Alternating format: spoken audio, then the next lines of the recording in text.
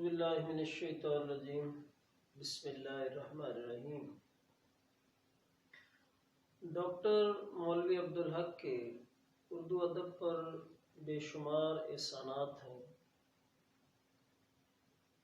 میں نے ان کا ایک مضمون پڑھا نامدیو مالی کے نام سے، اور نامدیو مالی جو ہے ان کا شاہکار ایک مضمون تھا۔ ایک عام سا بندہ جو ان کے دفتر میں کہیں ساتھ کام کرتا ہے، اور پھر اس میں وہ خوبیاں پائی جاتی ہیں کہ جو ہم انسان تلاش کر رہے ہوتے ہیں، جو کسی بھی ہم آئیڈیل شخص میں دیکھنا چاہتے ہیں، تو اس پر انہوں نے لکھ دیا، اور وہ نامدیو مالی جو ہے وہ شہرت دوام پا گیا۔ میں نے اپنی زندگی میں بے شمار لوگوں کو دیکھا ہے، سب لوگ ہم متعلقات سے ہمارا تعلق ہوتا ہے، تو ایسے ہی زندگی کی راہوں سے گزرتے ہوئے مجھے ایک بندہ یاد آتا ہے، مولوی عبدالحق کا نامدیو مالی تھا۔ تو میری زندگی میں جس سے ملاقات ہوئی وہ عاشق مالی تھا۔ ماڈل ٹاؤن کے ایک بلاک میں ہمارے عزیز تھے جو امام مسجد تھے وہاں، اور مجھے کچھ عرصہ ان کے پاس رہنے کا اتفاق ہوا اپنے طالب علمی کی دور میں۔ اور اس وقت عاشق مالی جو ہے وہ ایک نوجوان آدمی تھا، مسجد میں ہی رہتا تھا۔ مسجد اور اس عاشق مالی کو میں نے ہمیشہ اکٹھا دیکھا، کیونکہ اس مسجد میں جب میں آیا، میں پہلی نماز پڑھنے گیا، تو پھر میں نے وہاں پہ عاشق مالی کو دیکھا جو وہاں پہ نماز پڑھ رہا، اور نماز کے بعد وہ اپنے ہتھیار سنبھالتا اور لوگوں کی جو ہے وہ کیاریاں ان کے بعد درست کرنے کے لیے چلا جاتا۔ اسے مالی کا کام آتا تھا، اور اس کے علاوہ شاید اسے ضرورت بھی نہیں تھی۔ وہ ایک نیک صفت آدمی میں نے دیکھا، یعنی کسی بہت ہی نیک، ایماندار، محنت کار بندے کی تصویر جو میرے دل میں بنتی ہے وہ یہ ہے کہ عاشق مالی۔ اور عاشق مالی جو ہے وہ آج بھی میری یادوں کے جھروکوں میں سے آیا ہوا ہے، اور میں نے اس کو بہت قریب سے دیکھا، کیونکہ کچھ عرصہ میں بھی مسجد کے ساتھ ملے کے ایک کمرے میں رہا، اور عاشق مالی بھی وہیں رہتا تھا۔ میں نے یہ دیکھا کہ وہ 5 وقت کا نمازی، وہ تہجد گزار، وہ اپنا کام کرنے والا، اور اس کے بیوی بچے کوئی نہیں تھے کیونکہ اس نے شادی نہیں کی تھی۔ کہیں لاہور کے مضافات میں اس کا گاؤں تھا جہاں اس کے کوئی بہن بھائی، اس کے ماں باپ، وہ کبھی کبھار وہاں سے ہوا تھا، زیادہ تر وہ ادھر ہی رہتا تھا۔ میں نے یہ دیکھا کہ اس بندے کے اندر کوئی بڑی خواہشیں نہیں پائی جاتی تھی، وہ کوئی زندگی سے کوئی بہت بڑا جو ہے نا کوئی بڑی اچیومنٹ نہیں چاہتا تھا، لیکن وہ کر کیا رہا تھا، وہ محنت کر رہا تھا۔ وہ عبادت گزار بھی اتنا تھا کہ لگتا تھا وہ بھی بڑی محنت سے کر رہا ہے، اور اپنا کام بھی کرتا تھا۔ اور اس کا صلہ اسے یہ ملا کہ وہ پورے محلے کا مہمان تھا، اسے کھانے کا تردد ہی نہیں کرنا پڑتا تھا۔ وہ جدھر جاتا، جس کا کام کرتا، وہ ساتھ اس کو کام کا صلہ بدلہ بھی دیتا، ساتھ کھانا بھی دیتا۔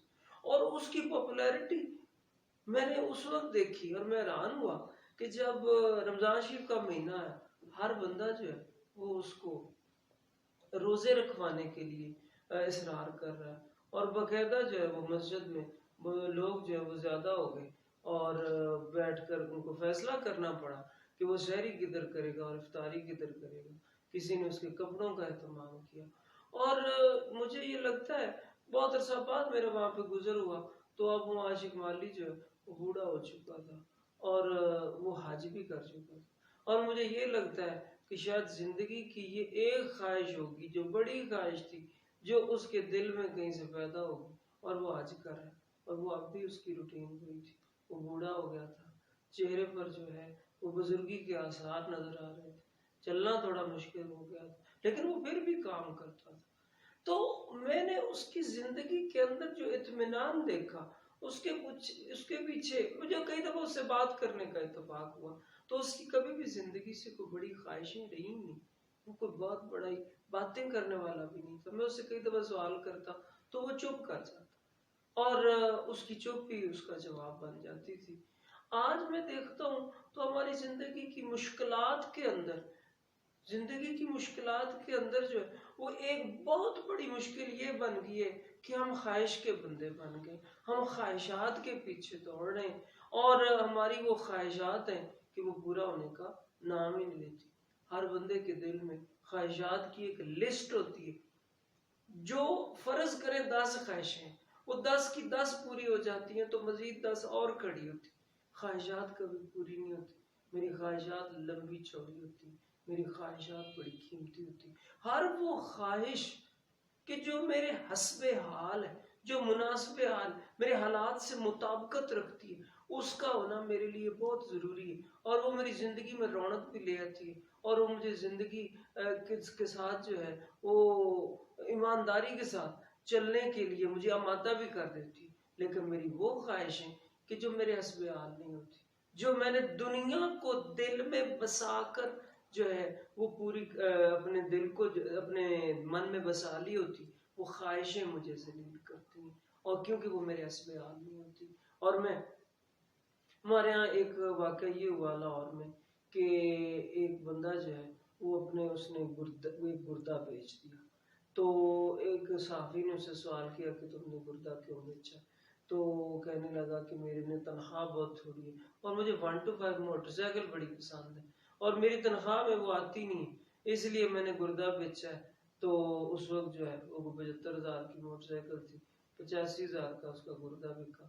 اور اس طرح سے گویا انسان جو ہے وہ اپنا جسم بیچ کر بھی اپنی خواہشیں جو ہیں وہ پوری کر رہا ہے. جسم کا وہ حصہ کہ جو بڑے ہی قیمتی تھا وہ اس نے کٹوا دیا اور کٹوا کے خود کو جو ہے وہ رسک پہ لے گیا لیکن اپنی خواہش پوری کر لی.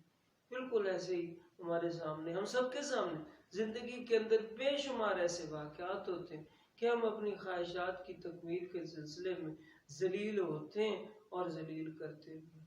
اس لیے میرا خیال یہ ہے کہ ہم سب کو اپنی خواہشات کو بناتے ہوئے بہت دھیان سے جو ہے وہ اپنے حالات کا تجزیہ کرنا چاہیے. مجھے خود کو دیکھنا ہے کہ میں کہاں کر رہا ہوں اور میں زندگی سے چاہتا کیوں، میرے زندگی کا سکون کہاں پہ. مجھے کسی سے مشورہ لینے میں بھی کوئی حرج نہیں ہے، مجھے دین کے ساتھ تعلق رکھنے میں بھی کوئی حرج نہیں کہ جہاں سے مجھے رہنمائی میسر آ سکتی ہے میں وہ رہنمائی لے کر پھر اپنی خواہشات کو ترتیب دوں اور ان کی ایک حد بھی رکھوں. مسئلہ یہ ہوا کہ ہماری خواہشات کی حد کوئی نہیں، حد سے ہم آگے بڑھتے چلے جاتے ہیں اور پھر ہوتا یہ ہے کہ وہ حدود جو ہے وہ کبھی بھی آتی نہیں ہے کہ جن کو ہم پار کر کے کہیں پہ اطمینان پا جائیں. اللہ کرے کہ ہماری خواہشات جو ہیں وہ ہمارے حسب حال ہو جائے اور وہ ہمیں سکون دے سکے. اللہ ہم سب کو عمل کی